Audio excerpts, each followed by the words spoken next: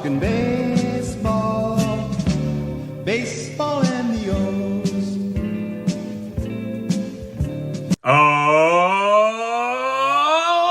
welcome back, Birdland, to another episode of the Talkin Orioles Baseball Podcast. I'm, of course, your host, Benny Becker. Thrilled to be back with you, gang, here today. As always, fantastic episode we have on our hands today. But before we dig into what we're going to talk about and actually talk about it, want to kind of catch you up real quick on exciting news. We told you it was coming down the pipeline. Well, here it is. We've officially launched a social media campaign, gang. We wanted to lay a foundation, but now in our 30th episode today, we want to announce that we have started a social media campaign, so hopefully you see our videos on Oriole content going around Instagram, Twitter /X, TikTok, wherever it may be. Hopefully you're seeing this face, you're hearing this voice, and you're getting this great Orioles content on a daily basis, no matter where you are.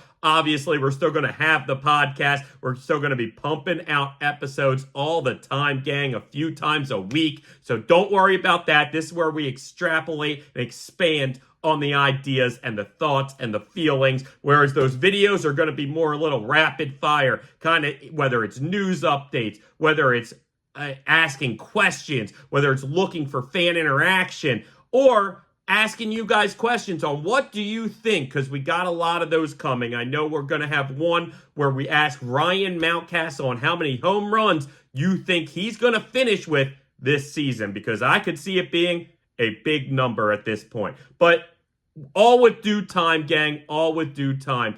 Make sure you check us out. Follow us, give us a subscribe, give us a like, whatever it may be. Give us your support, and we appreciate it. And be sure to keep an eye and an ear out for Talkin Orioles baseball, because a lot more is coming your way, gang. So with that being said, what we're talking about today is the 7 games, the final 3 in Toronto, and all 4 games in Tampa that we missed out on since our last episode. Got a lot of good stuff to talk about. Orioles did very well, not only in those games, but in the road trip as a whole.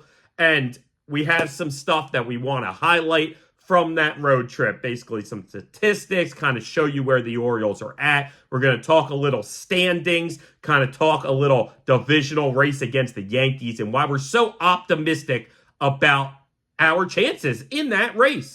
Kind of have a topic that I'm excited to talk about, the modified Earl Weaver baseball philosophy that the Orioles seem to have this season.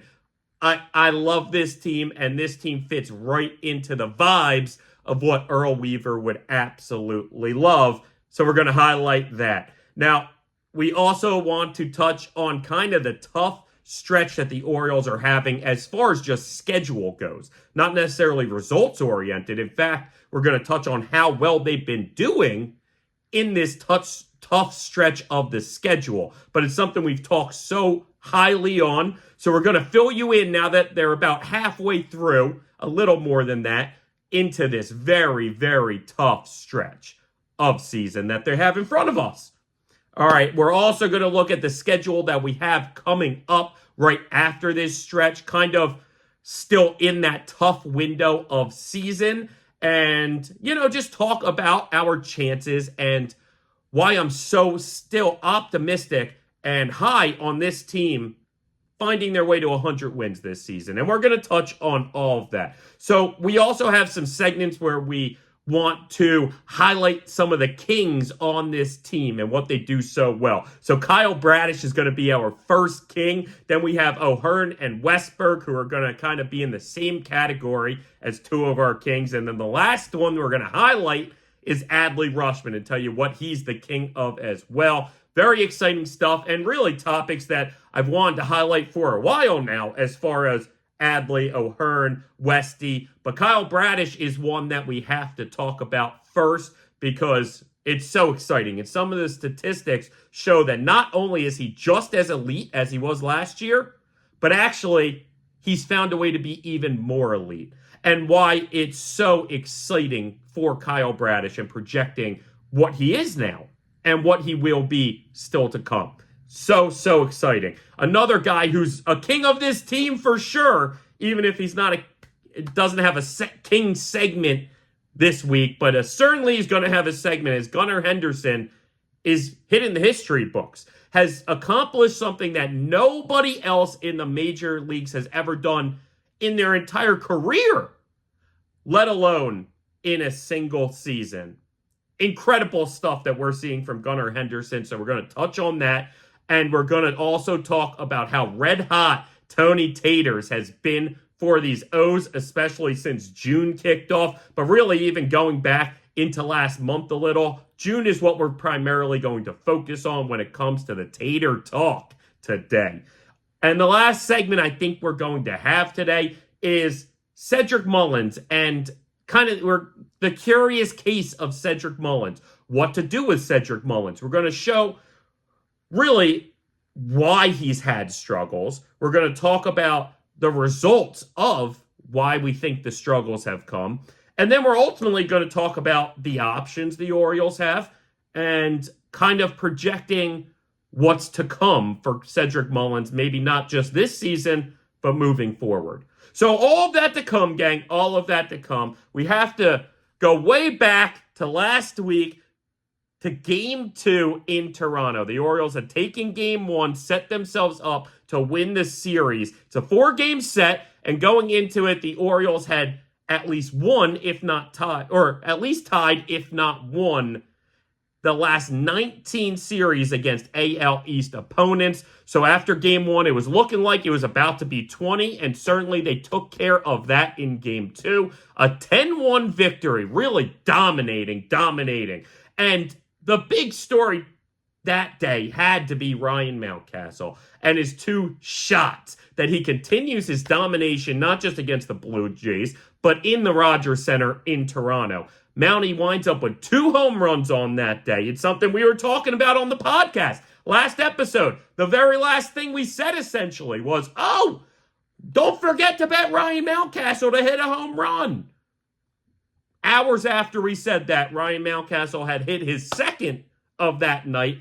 Love seeing it. We also saw Corbin Burnes have 7 dominating innings that day, just continuing to be not just the ace of this team, but certainly in the Cy Young talk, which is very, very exciting stuff, not just for the Orioles, but for me, who has bets on that. Listen, we had the gambling episode, gang. I gave this out to you and talked about it before the season.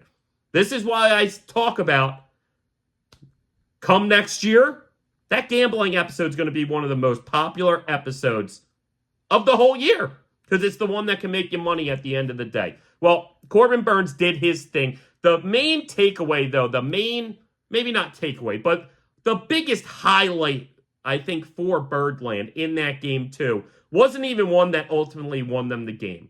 Mountie's home runs plus Burnes, that won them the game at 10-1. But to get to 10, Connor Norby found himself up in his second major league game, and he went Yahtzee for his first major league hit. Very exciting stuff. It's something we actually had a Instagram video about, kind of touching on some of the statistics and some of the history behind that a little. But just so exciting to see Connor Norby do his thing.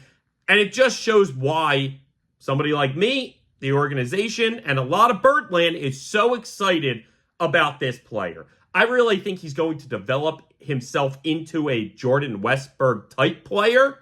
I'm hoping he's as consistent at it, and the power is there like Westburg's power is. I mean, that game 2 in Toronto showed you the power certainly is there. So it's very exciting to see what's to come for Connor Norby. Not sure how much more of a window he has in this first look. He hasn't put up tremendous numbers by any means, but he certainly hasn't been a liability either. He's had the past few nights off, so it's kind of a little hard to judge it. I really think he's going to probably get sent back down once Mateo gets healthy. But we'll see. It's Mateo, while he's starting to ramp up baseball activity, doesn't have a timeline to really come back.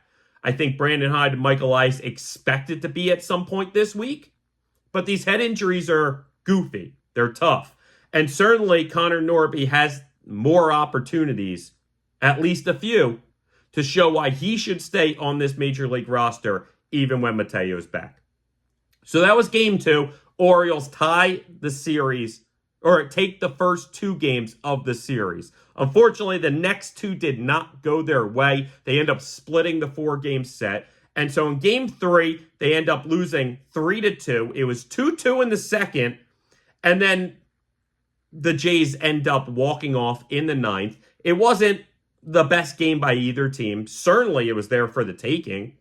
But the Orioles didn't seem to really have a ton going at any point in that game. Santander found himself with a home run, which was nice. He continues his hot June, and that's something we'll touch on in a little bit. Suarez looks solid, clearly. Only gave up 2 runs. But ultimately, they just couldn't get the job done that day. That brought us to game 4, which I was convinced we were going to win. We were going up against Yasai Kikuchi, who we historically dominate, who did pitch well against us earlier this year, which gave me hope that, okay, the Orioles are going to get on them this time, especially it being in Toronto. Unfortunately, that wasn't really the case. The Orioles fell down 4-0 early. After the 4th inning, it was a 4-0 game. And they end up squeaking their way back. Adley ends up hitting 2 home runs that game, each a solo shot, but still very, very exciting. Ryan Ohearn made the game even closer than really it was, as he made it 6-5 with a 2-run home run in the 9th. Ultimately, though, that turned into an inning killer. So I have this theory sometimes that home runs are inning killers. I forget which famous baseball coach, Tommy Lasorda maybe, or one of those guys said that line. It really is to me, because the Orioles have a man on second. Ohearn hits that home run. But let's pretend Ohearn didn't hit the home run. He hit a double. Well, yeah, now it's a 2-run game, not a 1-run game. But the pitcher's pitching out of the stretch. He doesn't have time to kind of settle his mind down. Those home runs tend to have a finite feel to it. Pitchers are like, God, that was the bottoming out, right? And now we get back on track. Whereas if you're just giving up a couple doubles and then maybe you make a mistake to that next batter and before you know it, it's a tie game. Now, you can't draw it up like that, obviously. You can't be like, don't hit a home run there, Ryan. Like, you love seeing the home runs. It just sucks when you end up losing on the next batter. And it feels like we lost the momentum with that home run, and it didn't quite get us there. The biggest storyline from that day is Cade Povich having his first major league start for the Orioles. Now, very exciting because Povich is our number 1 pitching prospect. Has had a great, really, couple years in the minors, but certainly this year he's had great numbers. It's something we touched on last episode. In fact, we also had another Instagram video talking about Povich and what to expect and how excited we were at the idea of him getting this start. And he pitched well, mostly. Really did. I believe he was throwing a no-hitter after 3 innings. Yeah, okay, only 3 innings, but yeah, I mean, he has the no-hit stuff, and you see that. Did get in a little trouble with the walks. Wasn't able to get really any strikeouts that day. I believe only finished the day with 1 or 2. So the strikeout stuff wasn't there.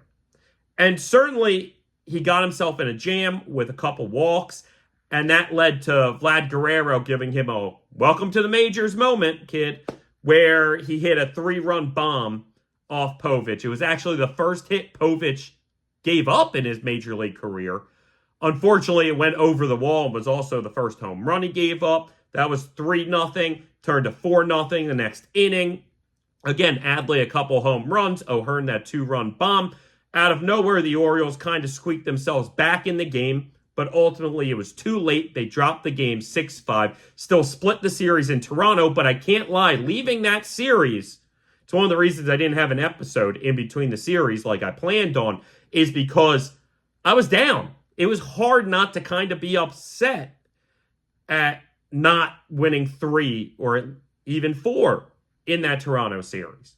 Clearly, losing by 1 run in the games 3 and 4 games are right there for the taking that you wind up losing. So it just sucks that the Orioles couldn't find themselves a series win in Toronto. But ultimately pushes that streak to 20 straight series against AL East opponents without losing a series. And that was going into Tampa, who hasn't been playing great baseball, really struggling to score runs. And that was really the story, at least on the Rays' offensive side of this series, because the Orioles sweep the Rays all 4 games in the Trop. In fact, it was the first time the Orioles have ever walked out of the Trop with a 4-game sweep in hand. Very exciting stuff. And again, this is what you have to do to the opponents that are struggling. This is what you have to do to the less than great teams in the league. You have to take advantage of that. Ultimately, the Orioles leave that road trip with a 6-2 record. Between those, you have to be happy about that. They get to a season-high 21 games above 500 after that Tampa series. So the Orioles put themselves in a great spot. And we're going to highlight kind of how that happened in the Tampa series. They win the first game 6-3. Mountie has another home run. So does Santander. So does Westy. It was another 3+ home run game for these Orioles. I believe it was their 18th on the year, and they're 15-3 in those games. Don't hold my feet to the fire on their stats, but they're almost perfect, if not perfect, right? And this is something we're going to talk about a little later, but it just is how the Orioles are winning games this year, and you absolutely have to love it. Feel like last year, yes, it was a lot of comebacks, but maybe even a lot of walk-offs. It was a lot of home runs, or maybe not as many home runs as you expected, but a lot more extra base hits maybe. Now those extra base hits have turned into a lot more home runs, and this is what this team does. So now game 2, they go in, win 5-0, another shutout for this team. It was only 1-0 though going into the 8th inning, and only 2-0 going into the 9th inning. So certainly that game, like, they needed not only great starting pitching, but great bullpen to win that game, and that's what they got. They ended up getting 3 in the 9th on a Gunnar Henderson home run. Unbelievable to see. I believe that was his 20th home run. He winds up hitting his 21st home run later on. We'll get to that in game 4. But ultimately, I feel like the story was Kyle Bradish, who had 6 innings of 1-hit baseball, 9 Ks, no walks, no earned. Phenomenal stuff from also a guy who we can call our ace. Isn't it nice to be able to call 2, even 3 guys, kind of your ace? Now, maybe I don't call Grayson Rodriguez the ace of the staff, but right now to me, Corbin Burnes and Kyle Bradish are each aces of that staff, and Grayson Rodriguez is essentially another ace of the staff, and that's what we saw in game 3. Orioles wind up winning 9-2 in that. Adley had a career day, 3 for 5, a grand slam, total of 6 RBIs on the day. And Grayson Rodriguez had a perfect game through 5 innings. He ends up losing it, okay? He ends up losing that. But it doesn't even matter.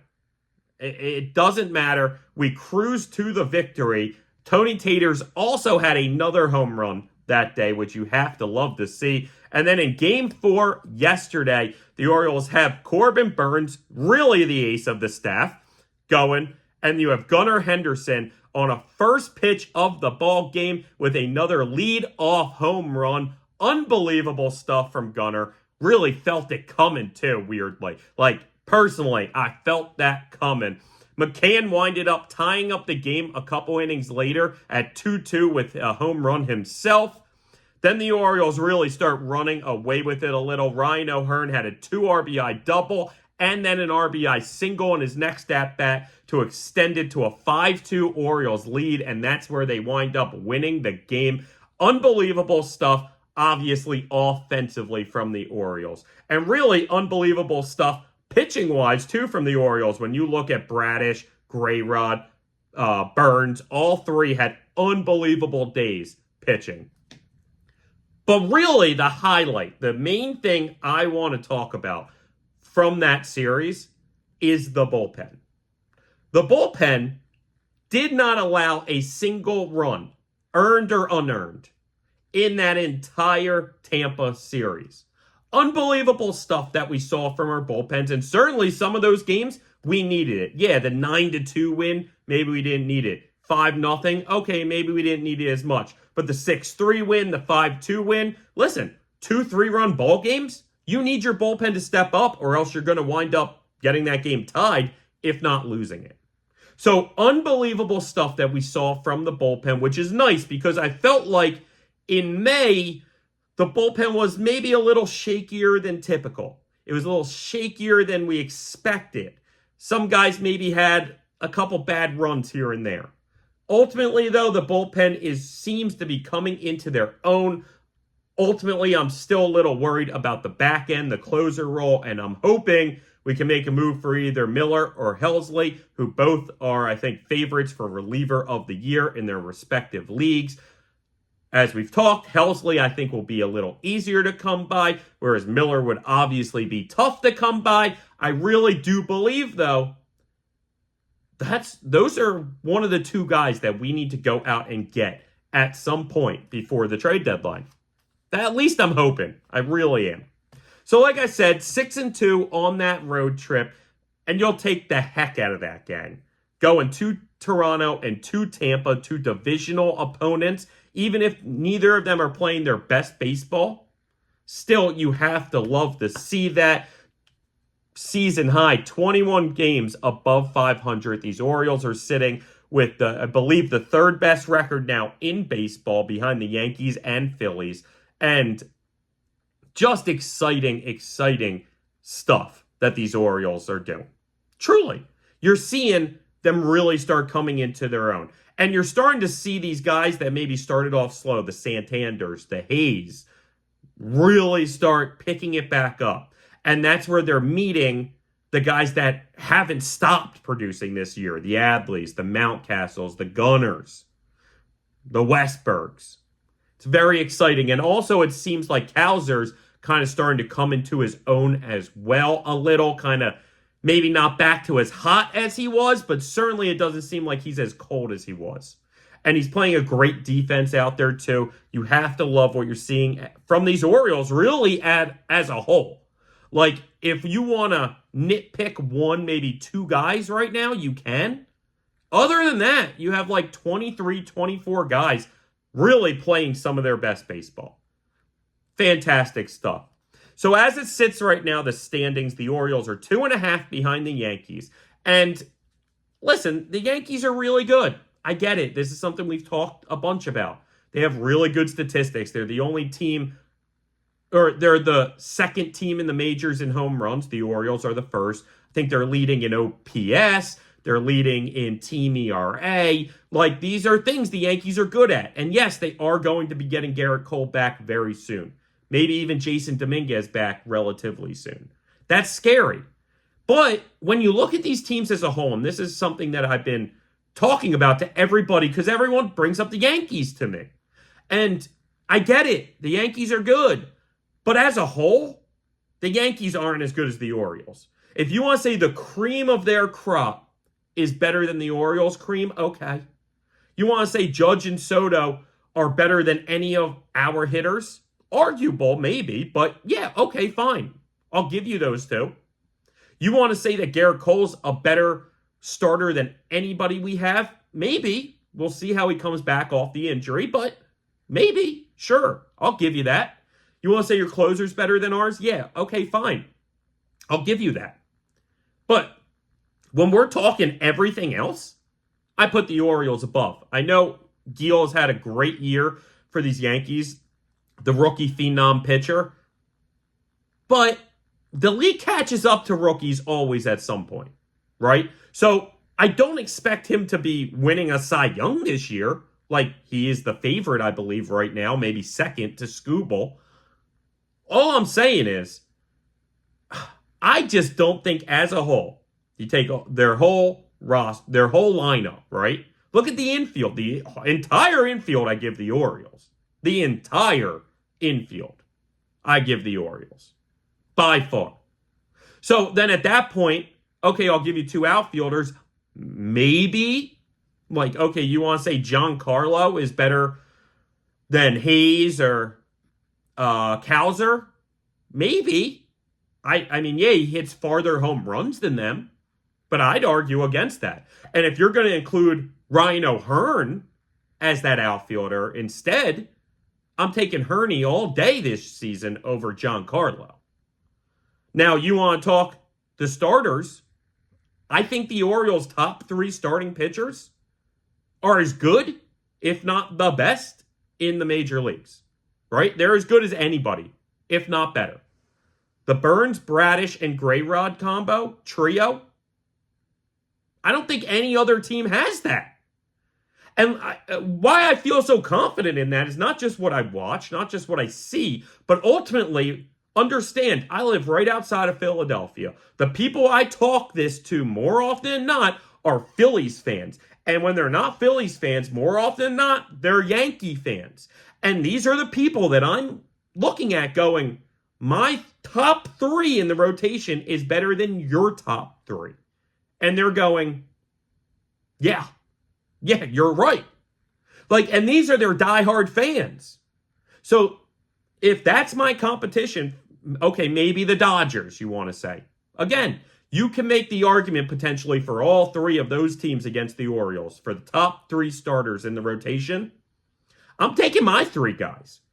And ultimately then, when it comes to a playoff series, I feel great. I got the best rotation, maybe not the best starter, but the best rotation. I then have the best lineup. And I believe outside of closer, I have the best bullpen as a whole. And that's without a little additions here and there. Certainly these other teams are probably going to make additions too. And that obviously is worrisome. But I like our guys. As Buck Showalter always said, I like our guys, right?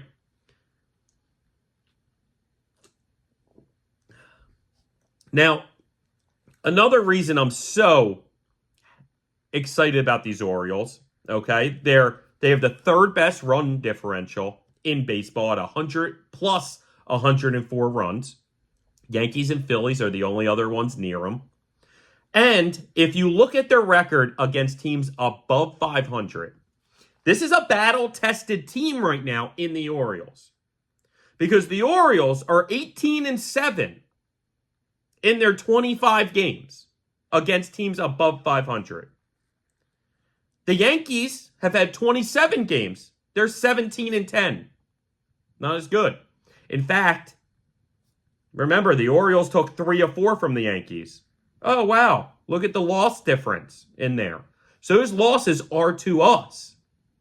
The Phillies are the only team in baseball that has a better percentage for teams against teams above 500, excuse me. But they've only had 9 games. The Orioles have twice as many wins against teams over 500 than the Phillies have games played against teams above 500. Yeah, they're 7-2, but it's 9 games. And then the next closest one, really the only other one in the AL that has a winning record against teams above 500 is Cleveland at 15-8. The Orioles, 18-7, battle-tested and shown that they beat teams that are good. We beat the best. We elevate our competition. We play our bad competition great too. We're not one of these teams that elevates against great teams and decreases against bad teams. No. We don't go down to our competition. We stay where the air is crisp, up here, no matter who we're playing. But if we're playing one of the best, we're going to take just a little bit more, it seems like. We're going to do it just a little bit better. And that's what gets me so excited about these Orioles this season. And the idea that when it comes down to the playoffs, a series in the playoffs, whether it's 3, 5, or 7, I like our chances, gang. I do. I really, really, really do, gang. Can't say it enough.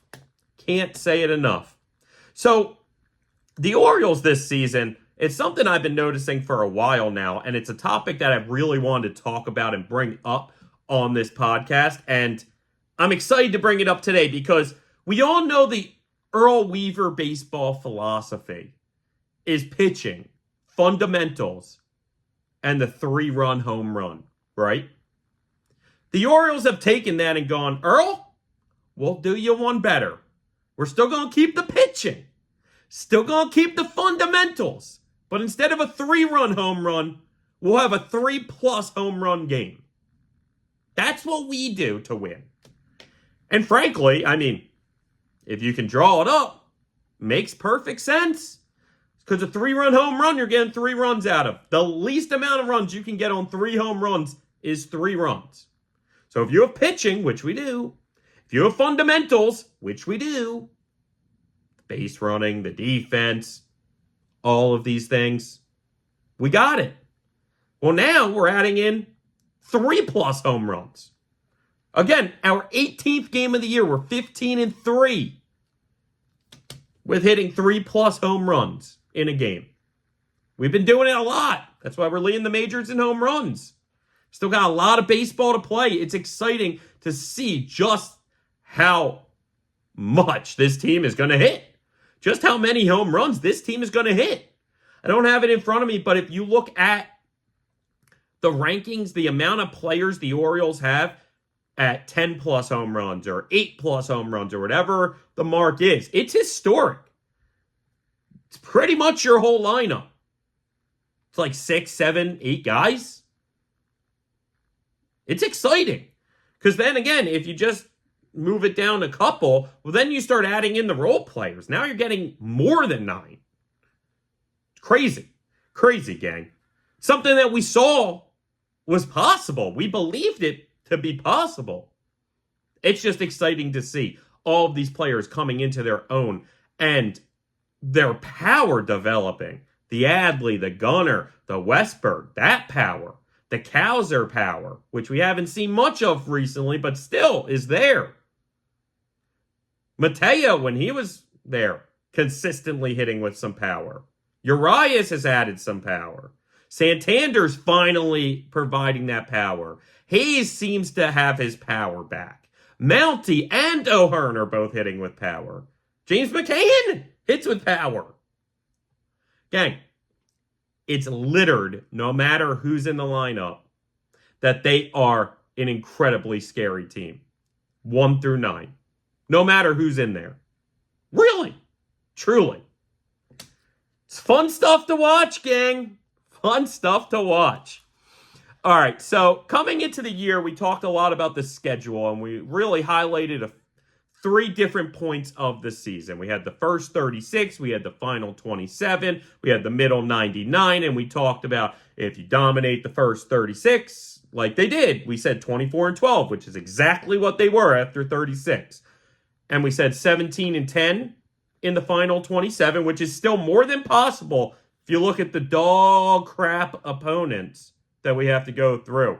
Because let me tell you, the final 27 games, Rockies, White Sox, Rays, Red Sox, Tigers, Giants, Tigers, Yankees, and Twins. Oh no, the Yankees.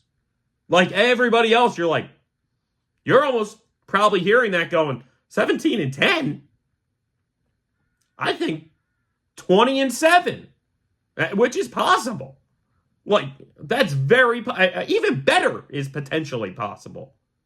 So, okay. So then we talked about the 99 and we said, if we do that 24-12 and we do the 17-10, all you have to be is 50-49 to get 91, I think, wins, 92 wins. I think it was 91.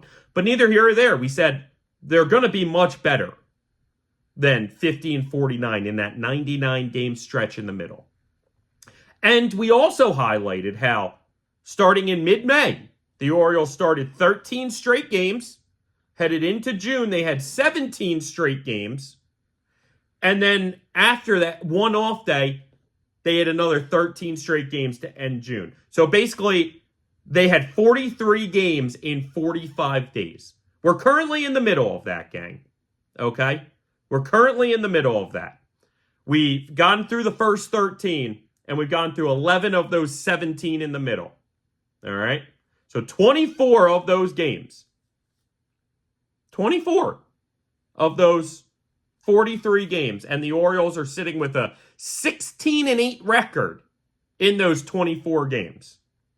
And again, this is the toughest stretch of the whole season. 16-8, still 19 games to play in it.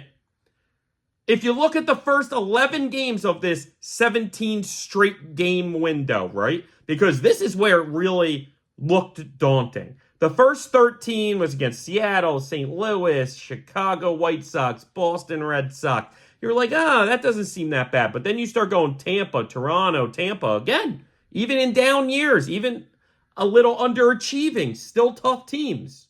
2 of them on the road. 8 of those 11 games on the road against those division opponents. Then you have Atlanta starting tonight. And then you go Philly, Yankees, Houston, Cleveland, Texas. So you're looking at that going, it can be very tough, right? In the 17 straight, Tampa, Toronto, Tampa, Atlanta, and Philly. So now we just have 6 games left of that 17 straight. We've already won 8 of the 11. 8-3 in the first 11 games of that 17-game stretch. Dang, we could technically get swept by the Braves and Phillies and finish that 17 games 8-9. Which again, don't forget what we did in the first 13, where we dominated other than that St. Louis sweep. So it's just one of these things, gang, where it gives you so much promise with what the Orioles are going to accomplish this season, because this is the toughest stretch. This is the hardest challenge, probably until you get to the postseason, gang. This is where you have so many games with no off days against tough opponents, tough road trips. In fact, tonight, don't be surprised if the Orioles are a little flat tonight. Don't forget that last game in Tampa was a night game. So they had to play that whole game, shower, get on the plane, and head back to Baltimore. So I wouldn't be surprised if they didn't get back to their beds till 2, 3, 4 in the morning. That can be tough, gang. We saw that in Boston, or after Boston last time when Jackson Holiday was up. We saw, and then they fell flat on their face. I believe against Milwaukee. They fell flat on their face in that first game. And it was ugly. They didn't hit anything. And so it is what it is. That might have been the only game this whole season where the Orioles really weren't in it, even if they lost. So don't be surprised tonight has a similar vibe. I'm hoping not. I'm really hoping the Orioles find themselves a way to get some of that energy and start this homestand off right. Because it's a big homestand. Facing probably 2 of the 3 best teams in the NL. The Braves have had some injury problems, certainly losing Acuna and Strider for the year, their best offensive and best pitching player. It's tough.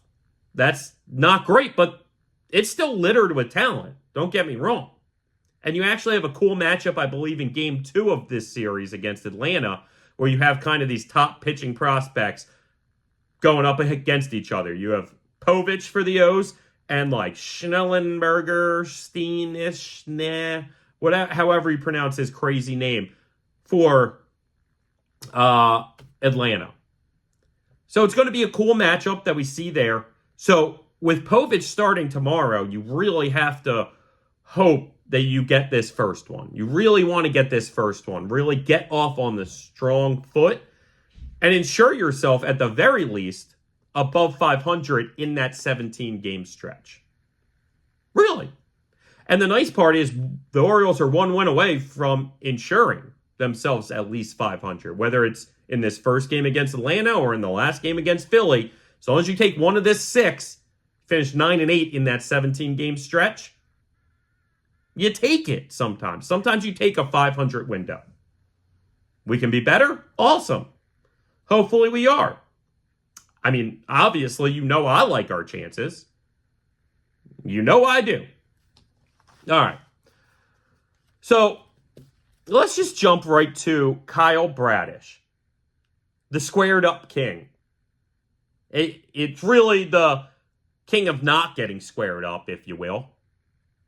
Okay.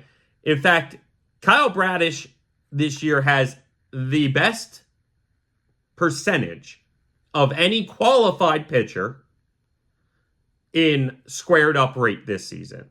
Only 17% of the contact hitters make against Kyle Bradish has been squared up.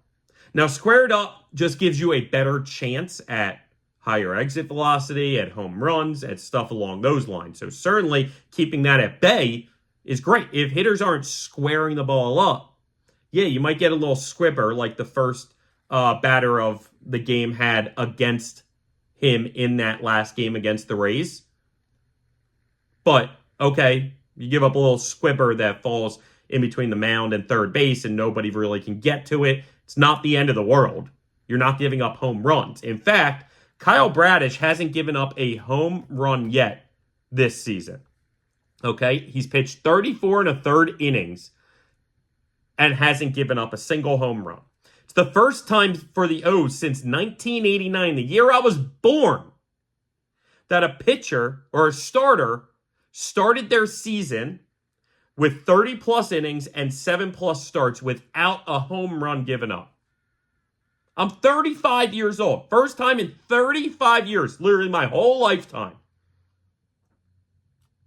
that's happened, gang. Not only is Kyle Bradish's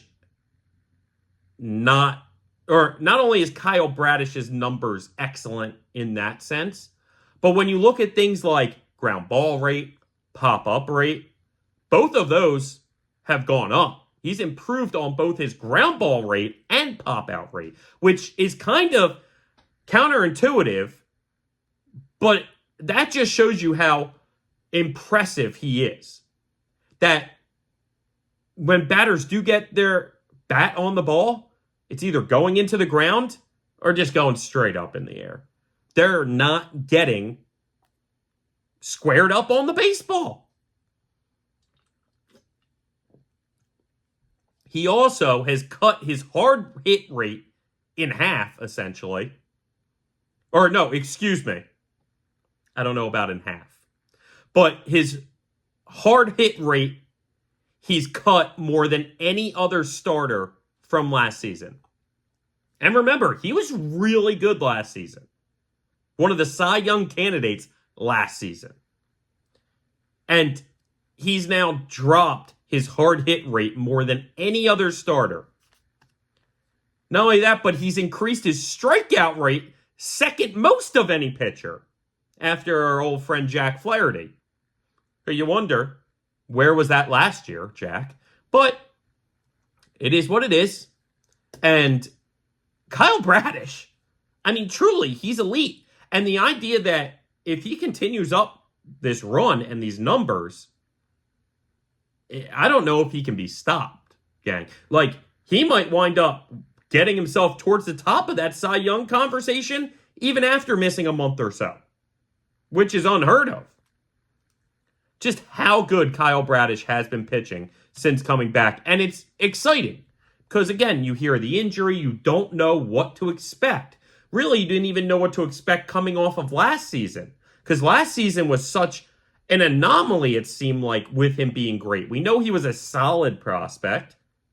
I don't think he was ever top tier prospect as far as the whole league goes, maybe for the Orioles, but when we got him, we thought he was good. Maybe not great. If I remember, he came over from the Angels in the Bundy deal. Maybe I'm mistaken, but neither here or there, he was a good prospect that we got. And yeah, he pitched well, and then he came to the majors, and his fastball was getting crushed. His four-seam fastball got murdered. And it was like, oh, he has some interesting stuff, but he's getting hit hard. Then he came back last year, and he was working kind of reverse, where that fastball wasn't his dominant pitch anymore. It was the breaking and off-speed stuff, and the fastball still got hit a bit, but less. And so his numbers were really good because he wasn't throwing it as much and it wasn't getting hit as much. And now this year, he added in that two-seam sinker type pitch. And that pitch is now unbelievably elite. And now you have his breaking ball and off-speed stuff taking that back seat to the two-seamer. But they remain elite as well. It's just this unbelievable combination that we've seen Kyle Bradish not only be healthy, knock on wood, this season. After the news of spring training, it was scary. But they always kept us optimistic, and everything we heard was optimistic. And everything we see is optimistic. It's all positive from Kyle Bradish. In fact, it was very good to see his positive start in Tampa, because we talked about the great start before. We talked about how he's had the great starts before, but how he was getting pushed back a day or two. He was supposed to pitch at the end of Toronto and got pushed back a couple days because of rest. Well, there's some worry there, naturally. And again, it was all positive. It was all optimism when they were saying, we're going to give him an extra day or two of rest. It's not an injury, it's just rest. But still, we had seen him have that no-hit stuff, come back, get hit around, come back, have no-hit stuff again. That's the beauty of it. That, like, in his last start in Tampa, he essentially went back to throwing a no-hitter, which he did 2 starts ago. And then his pitches got a little high, and he came back and got hit around hard that next game. But ultimately, he came back and went right back to form. So that's why it's so exciting, gang. It's so incredibly exciting to see Kyle Bradish coming into his own and be the king of the squared up king. Even though, again, it's kind of not the right phrasing because it sounds like he's the king of getting squared up. In fact, he's actually the king of not getting squared up. So maybe I tweak it by the time I post it and rework what he's the king of. So now our next kings, Ryan Ohearn and Jordan Westburg, have become the 2-strike kings, man. Now, sure, I think that you could probably look and find some guys who are better than them around the league as far as hitting with 2 strikes this season.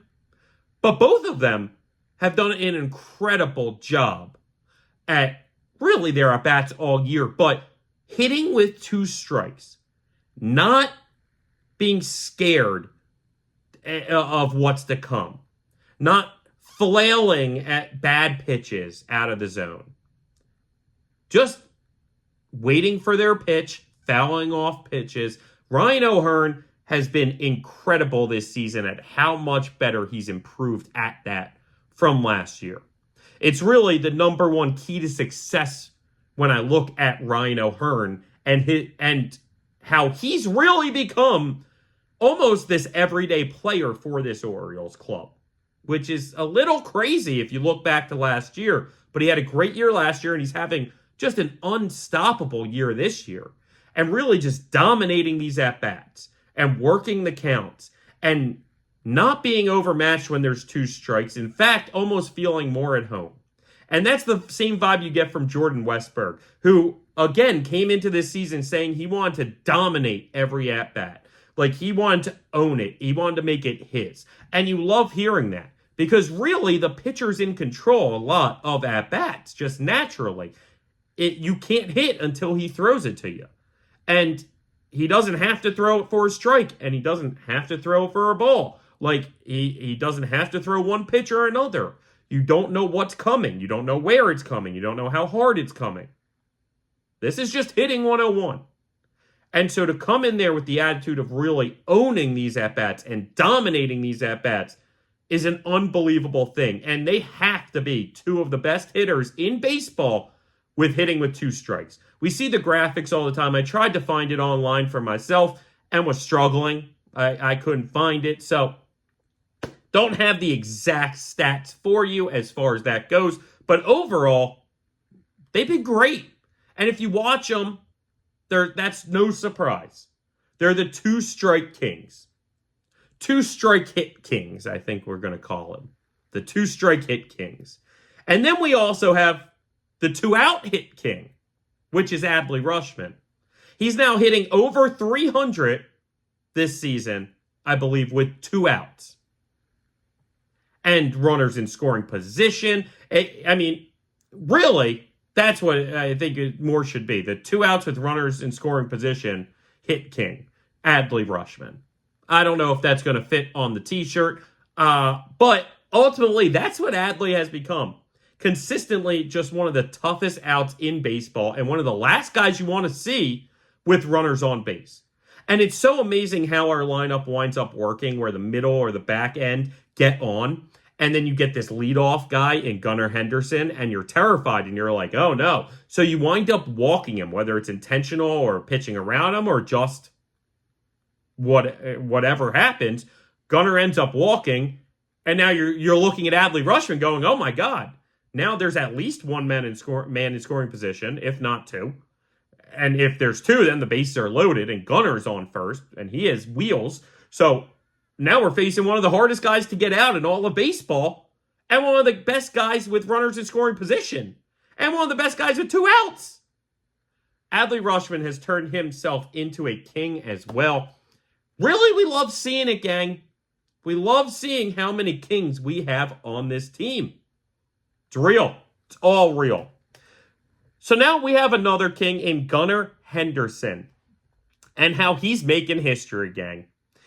He's now the first player ever to have accomplished all 3 of these things.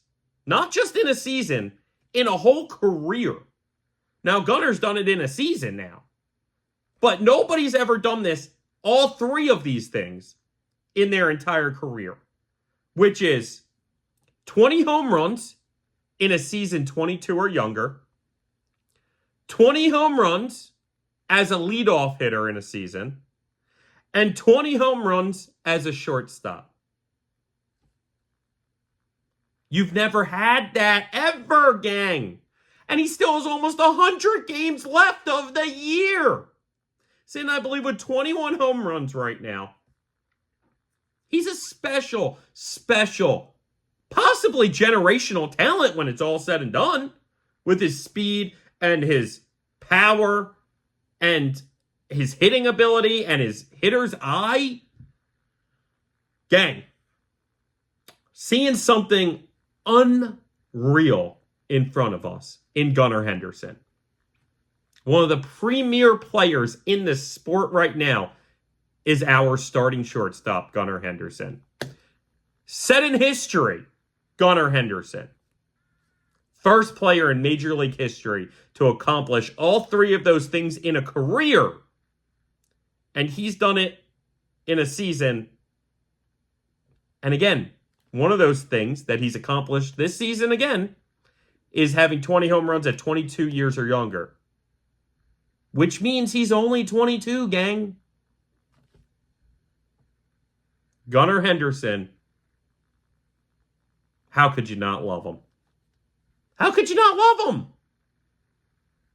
I almost, it sounds funny because, you know, I never stop talking and I always have something to say, but gang, what Gunnar Henderson is doing, I almost don't have any more words for. I'm speechless off of seeing how incredible this kid is on a nightly basis. Special stuff, gang. Special stuff. All right, now talk about a player who's just getting hot. And it's kind of been his MO, I feel like, throughout his career, that when the weather starts warming up, he starts warming up. And that's Tony Taters. Now, Taters didn't have the best start to the season, the best first couple months, but he was hitting home runs. So he was at the very least providing power, which kind of just kept him going, like in a positive direction, working through some stuff. But it seems like he's hot now, gang. In fact, I know it. He's hot now. So I'm just going to break down just his June so far. Again, we're only, I believe, 10 games into June. Still have 2/3 of June left, essentially. And Tony Taters has been batting .282. He has an on base of .349, an OPS of over 1,000. He has 5 home runs, 7 extra base hits in total, 8 RBIs. Taters is starting to come into his own. And it's a great thing to see. It's something we kind of even talked about a few episodes ago, how we were getting the sense that Tony was starting to turn it around and get hot. And he is. He's there. He's feeling great. And you want to talk about kings, we're going to name him a king, I think. The king of bad balls. Because, I don't know, I mean, Mountie hits some bad balls a long while, but Tony Taters is the king of bad balls, gang. We're going to keep the king theme rolling. Maybe even find something to call Gunnar the king of also. Either way, Taters is hot, and that's very exciting for the middle of this order because we know that's kind of where he's going to live in like that 4-ish hole, 3, 4, 5, something around there depending on the lineup that day. And that's where Taters is best. That's where we want him hitting. And so it's great to see him finally feeling himself, really mashing baseballs now, getting those home runs, getting those extra base hits. It's only going to make this team more scary. Something we've been talking about with Austin Hayes as he continues to get hotter and hotter and hit extra base hits and home runs. It's only going to make this team more scary, gang. And that kind of brings us eventually to the end point of this last topic, which is the curious case of Cedric Mullins. Now, he broke out of a long dry spell. He was 0 for 22 at one point, had a 2 for 4 Sunday with a triple. It was exciting stuff. I thought maybe going into yesterday he had figured it out. I even shot a text out to Joey being like, I feel like Ced's going to get one today. He didn't. I don't think he got a hit. Maybe he did. Maybe he didn't. Overall, it's been bad. It's been bad and ugly for Cedric Mullins, and he continues to be given this opportunity to work out of it, play a lot of games, start a lot of games. For a guy batting like 170, 180, he's being given a lot more of a leash than a normal player would. Part of that is because he does offer other things. He's one of the best defensive center fielders in the league, that's for sure. In fact, he still may have made the catch of the year back in earlier this season in that one where he was diving out to left center. Unbelievable play. And he does make unbelievable plays. Robbed a home run the other day. He's 7 for 7 this season on stolen bases. So when he does get on, he gives you a chance to steal a bag if you want a bag stolen there. If you feel like you need a bag, Ced gives you the chance. Ultimately, though, when you look at some of his advanced metrics, it worries you. So last season, let's go back to last season, because he had some success last season. And we saw him, I believe, with the highest launch angle he had had in his career. So he was really kind of looking for the power more last season. And he did show it at times, but ultimately he was still hitting the ball decently hard. Well, this year, he still has that same kind of swing path, still has kind of that launch angle. The problem is his exit velocity is lower, his foot speed is lower, his arm strength is lower. It's looking like he's, at the very least, not physically all there. And at worst, that he's really physically just taken a step or two back. That he's not physically what he once was a few seasons ago when he went 30 for 30. So, it's worrisome. You know, I think he tries to get down a bunt sometimes. It seems like he's not comfortable bunting really much. Half the time, I feel like they don't even play him down the third base line. And it's just one of these mysteries to me on why Cedric Mullins can't figure it out and kind of get the ball down more, hit more line drives, hit more even ground balls. Ultimately,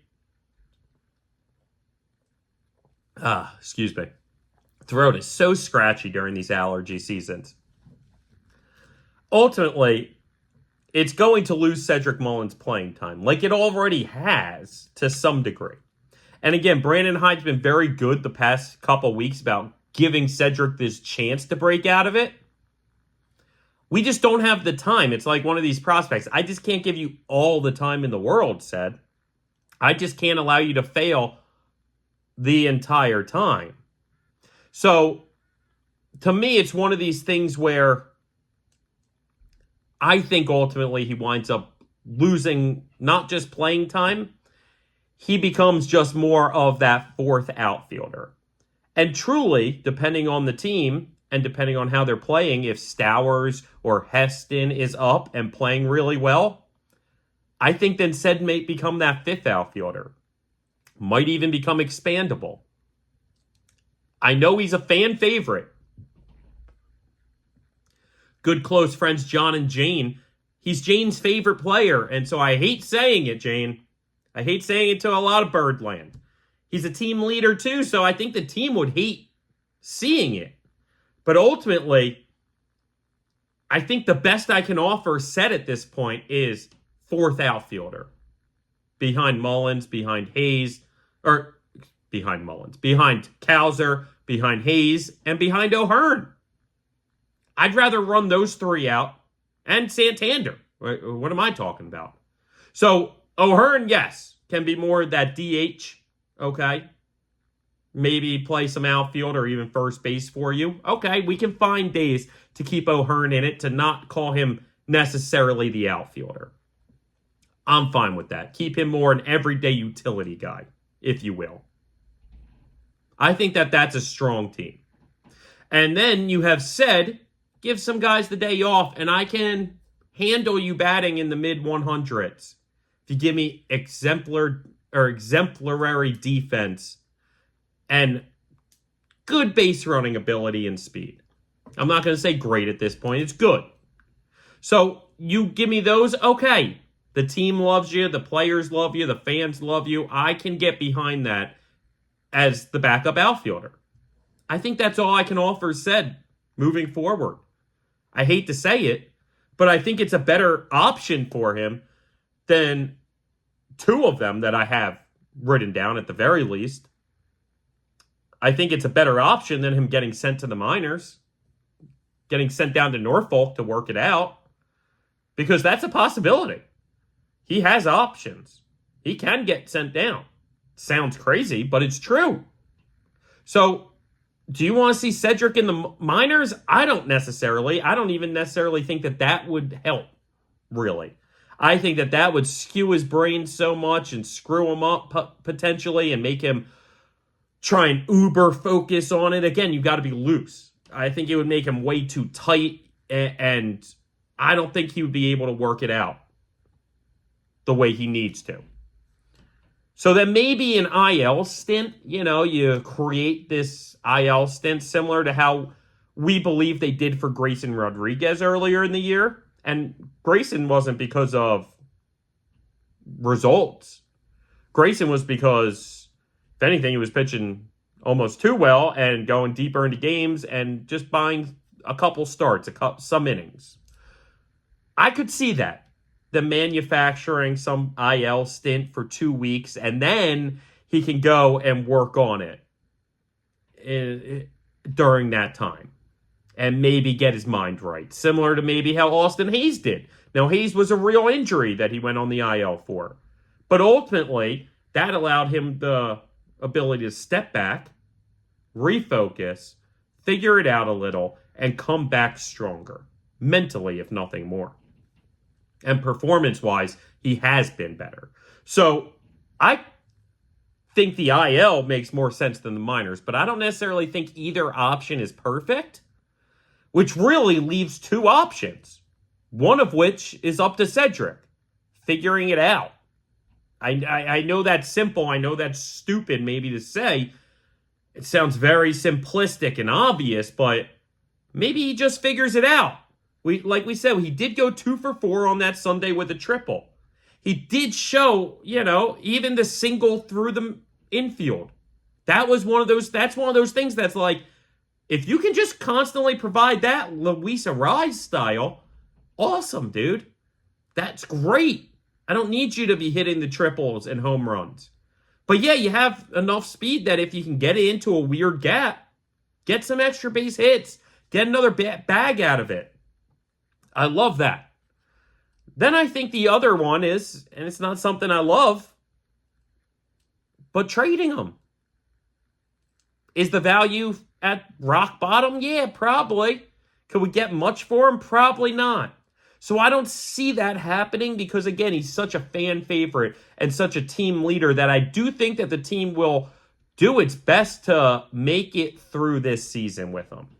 Whether that be the IL stint, whether that be sending him to the minors, whether that's just him figuring it out, or if just the team goes, hey, because we love you, because everyone loves you, and because we believe in you still, we're just going to make you that backup outfielder. So you're going to come into games as a defensive replacement. We're going to use you as a pinch runner. You're going to start maybe even 2-3 games a week. You're not going to play significantly less than you would be otherwise. However, if they go that route and decide to keep Stowers or bring up Heston instead and start playing Ohearn more in the outfield, well, then it becomes not only are you a backup outfielder, but you're not even like the next one in line. Now you're starting maybe once a week, and you're just coming in for the pinch run and defensive position or defensive maneuvering to improve the defense at the end of the game. And listen, I think that isn't going to be positive for him if it results in that much of a demotion in playing time. I do think, though, that might be where it's headed, gang. I hope he figures it out. I hope he starts getting his hits in. I hope he starts putting it all together. And again, I don't need you to bat 300. I don't need you to hit 5 home runs. I don't need you to be Gunnar or Adley or Westy or Mounty. I just need you to be competitive, Cedric. And I think we're all behind him. We're all rooting for him. Lord knows you will not hear Birdland start booing Cedric Mullins. I don't believe so. I'd be upset if I heard that. So, ultimately, what to do with Cedric Mullins? I think just make him the backup. I think just make him that 4th or even 5th outfielder. Hope that he can kind of work it out while doing that. And if not, you still have great defense. You still have decent speed and stealing. And listen, he just does the fundamentals then. And who knows? Maybe he can get hot in the playoffs or just have a moment. Because really, I don't need every player to be pushing for World Series MVP. I need some guys to just have a moment in the World Series. Just have that one key at bat, that one key pinch run situation where you steal a bag that we need.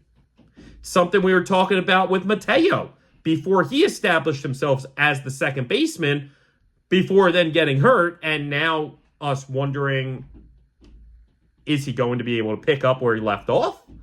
Or is he going to go back to more of that utility guy where maybe he just has a moment here or there?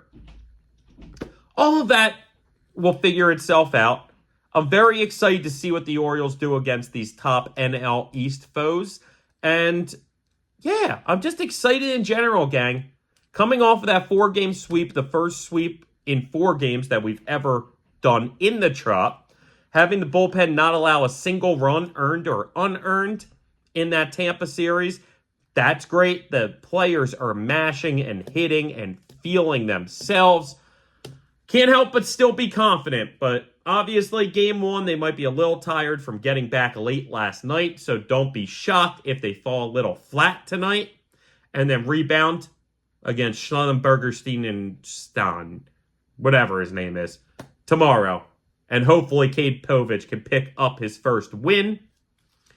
You're going to also see some scenery changes for me soon. Not in the long scale, but got a vacation coming up. It's not a vacation from this show, so don't worry. We'll still have a ton of content coming your way. We should have an episode also on Friday for you, but ultimately, we're going to be doing the show for a week or so down in the Outer Banks. Oh, and best believe when I'm bartending on Friday for that Orioles-Phillies game, I will be repping this shirt or a different Orioles shirt and an Orioles hat, and I'll be repping the Orioles right outside of Philly, and I will be in enemy territory for that one, gang. Supposed to actually go to the game that day, but that fell through. Unfortunately, my friend Mean Joe Green, that's the only time he could see his mom on his trip back east. He's a Cali kid now, so, was supposed to go to the game, but can't, so I'll work. And then because of that, we can get an episode out that day, hopefully. Either way, you're going to be seeing me in the Outer Banks for a couple times, too, coming forward. And we had a great show, gang. That was a good one. I was very happy about that. Very happy about pitching, fundamentals, and the 3+ home runs that these Orioles provide. The modified Earl Weaver approach. I love it. I love this team, and I see huge things coming for us this season. I really think still, as I talk almost every episode, AL pennant is in our future, gang. And then maybe we can get a series as well this year. Either way, it's all coming together. Oh, and this is something I forgot to write down, but I guess this is what we're going to end the episode on. The jersey patch for the T. Rowe Price deal. Listen, part of me absolutely hates it.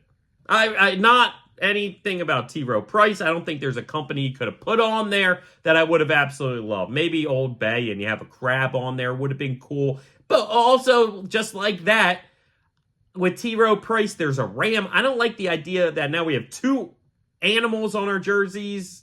It's goofy to me. It sucks. But this is the day and age we're living in. All of these leagues are adding advertisements to their jerseys. So I could be the old man on my porch shaking my fist at the jersey advertisements, or I could just say, it's the future, man. It's the future. And what I'm going to try and take away from it is not the negative of how much I don't like it. What I'm going to try and take away is the idea that if that freaking patch can make it so that Camden Yards remains one of the best ballparks in baseball, and that this roster remains one of the best rosters in baseball for a very long time, I'm okay with it, gang. Because if that patch is essentially just a way for us to fuel the stadium and for us to re-sign these star players and keep this core together for their entire career, and if this T. Rowe Price jersey sleeve patch deal is one of the keys to all of that, fine. I'll be fine. It stinks. It is what it is. It's like when the Orioles took off the sun from the scoreboard. And I get it. Baltimore Sun hadn't been paying them for a very long time for that. But it was kind of part of the charm, and now it's gone. And it is what it is.